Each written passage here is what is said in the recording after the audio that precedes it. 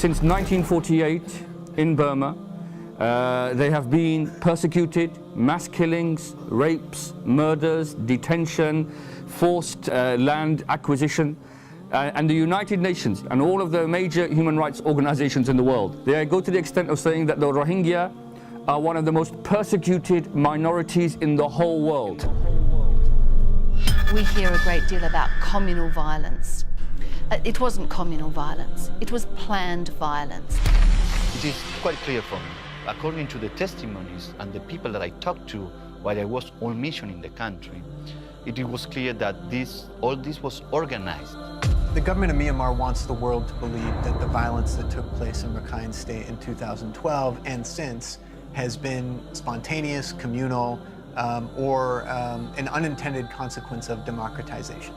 Because let me tell you, if the Rohingya were the ones perpetrating the violence against the Arakanese, we would know about it. The Security Council would be dealing with it. We know this. This is the double standard which operates in the world in relation to foreign policy.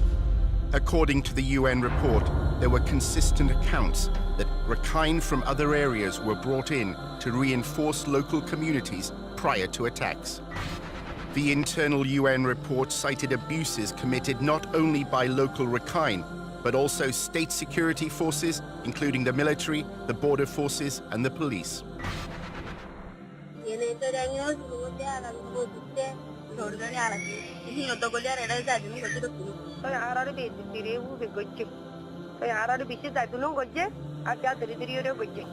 It's targeted against the Rohingya in a very clear fashion. It's not that anyone in the Rakhine State is being raped, it's that Rohingya women are being targeted.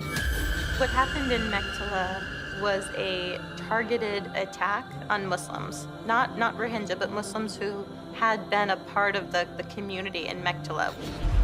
Most of the killing has been done in the most barbaric way. You know, people haven't got arms as well. And also what's interesting is this is how we know the security forces are in collusion with the Arakanese against the Rohingya Muslims. Why? Because many of the deaths have been from gunshot wounds.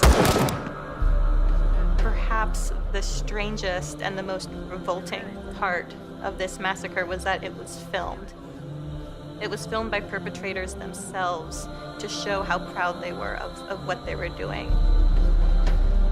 You can see police there, present at the scene where people are being killed, and they're armed as police and they're not doing anything.